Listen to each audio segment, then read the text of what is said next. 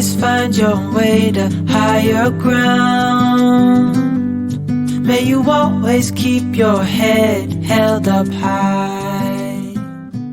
Pretty little... Hi swim buddies! On this video, i-share naman namin yung 3 romantic swimming pool resorts kung saan you and your significant other can spend some private and romantic time with each other, lalo na this month. Or pwede rin sa ibang buwan kung kailan kayo nagsa-celebrate ng special milestone with your partner. And of course, kung gusto nyo mag-spend ng time with swimming. Alright? So, etong video na ito ay hindi sponsored. So, yung i-share namin sa inyo ay yung mga resorts na kung saan nag-enjoy kaming dalawang mag-asawa. Let's go on with the video. The first in our list is La Finca Village sa Lipa, Batangas. At very private and secluded yung healing place as what they have advertised. And each villa has a private swimming pool. Yung pool is unheated and measures around 10 by 5 meters. 4 feet to 4.5 yung lalim niya and surrounded yung pool ng landscape garden. Nag-swim kami ni Macy's ng mga 4 p.m. Malamig yung tubig but it's still manageable. Well-maintained yung pool at malinis yung tubig. The swimming pool is just about right. Sizable yung length niya that would allow you to swim some strokes with just about the right depth. At dahil solo namin yung pool, we both enjoy the afternoon swim. At bukod sa maganda yung pool at villa, the sound of nearby animals within the vicinity makes the provincial vibe more real. As for the accommodation, the private pool villa that we booked was around 28 square meter and just about right for 2 persons. Malinis yung room at meron siyang king-size bed and a veranda that is insect-free dahil properly screened siya on all sides. Yung restroom nila ay malinis at meron siyang hot shower and meron din silang mini kitchen area na merong refrigerator. Dahil wala silang resto, you would have to bring your food or have them delivered via Grab. Leading to the private pool is a private terrace complete with bed chair. Overall, we liked our stay at La Finca and we're guessing na mag-enjoy din kayo rito.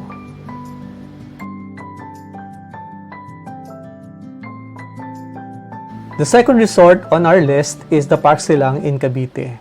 It's an expansive hotel and events venue just outside of Santa Rosa. During our stay, 3 sa 4 na shared pools nila ang operational.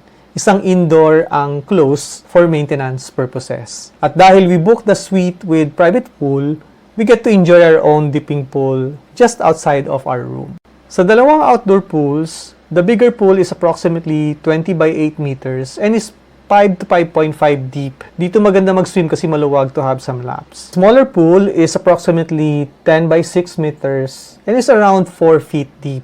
Perfect for kids and for those na gusto lang mag-chill. During our visit, we skipped the covered pool kasi sobrang lamig and we just hung out on the plunge pool outside our room. The private pool is around 5 by 2.5 meters and is around 4 feet deep ang lalim. Very limited lang din ang swimming, pero okay na rin kasi dalawa lang naman kami. Lahat ng pools sa resort ay unheated and chlorinated. So ideally, the place is a nice place to swim during summer. Iniilawan din nila yung mga pools at night para mas romantic. As for the food, they allow outside food pero mostly for snacks kasi they have their own spacious Makan restaurant. Medyo may kamahalan lang but it's worth it especially with their huge serving. The resto is overlooking the 2 outdoor pools kaya maganda yung ambience. During our stay, this is where we got our snack, dinner, and the free breakfast. And as for the accommodation, the room is spacious and can fit at most 4 guests. Very clean and expansive yung room. May Wi-Fi, a TV, and malawak din yung restroom. The restroom has a hot shower, may libre kayong toiletries, and ang maganda rito, meron siyang bathtub. We definitely enjoyed our stay at the Park Silang, and for sure, magugustuhan rin ito, especially during summer. The last but not the least is Shanty in Lemery, Batangas. Yung place is ideal for glamping and is more designed to be a sanctuary na may maraming wellness activities. For swimming, lahat ng kanilang dome tents may kasamang unheated pool, which is in our case, we booked Prana, and yung pool is approximately 6 by 2.5 meters. 3 feet lang yung lalim niya. Of course, it's unheated, and it's more of a dipping pool than a lap pool. Since yung water is too shallow at 3 feet, at maliit lang yung pool, yung swimming would be a little limited. And yung tubig medyo malamig for a January swim.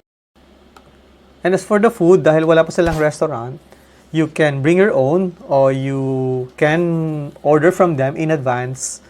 And for a minimal fee, you can request them to set up a candlelight dinner, which is in our case we did. And for the other food, you can also pre-order them like breakfast, lunch, or additional dinner if you're staying for more than one night. At isa pa sa nagustuhan naming mag-asawa dito sa place, bukod sa dipping pool at privacy, ay yung mga iba-iba nilang wellness activities. Na-try namin yung aqua yoga nila during our stay. And ito yung first time naming nag-try ng yoga. And maganda kasi nasa pool pa kami at the same time. Bukod sa aqua yoga, na-try din namin yung kanilang guided meditation and sound bath meditation na kalimitang ginagawa outdoor. Dahil umaambon nung time na nandun kami, so we had to do it indoor. At pareho naming na-enjoy mag-asawa. So we suggest that you also do the same. And as for accommodation, nagstay kami sa Prana, isa sa 4 nilang single dome na available sa sanctuary. And security has been improved lately, pero we suggest that you get the dome that has its own perimeter fence for added security. At isa sa unique feature ng dome na to ay yung bathtub at hot shower that leads to an open space at the back. Overall, we liked our stay and we're guessing magugustuhan nyo rin pag kayo naman ang pupunta rito. And that's it. Sana this video will serve as an inspiration for you and your partner to really just find some time to find some private and quiet time to enjoy each other. Lalo na mahilig kayong mag-swimming dalawa. So, yung mga links sa resorts will put them in the description section below. At the same time, kung meron kayong alam na mga resorts na pareho din ang nature, then feel free to leave them in the comment section para matry out din ng iba nating mga viewers. Alright, so if you are into travel at of course swimming, then remember to click the subscribe button dahil marami pa tayong swimming related videos na i-upload dito sa channel. Alright? Kung gusto niyo makita yung iba pa naming napuntahan na mga resorts, then you can check them out dito sa section na to. And at the same time, yung mga na-try out naman natin na accessories to make your swimming more fun and enjoyable the next time around, then you can find it in this section. Okay? So, thank you for watching and see you on the next one.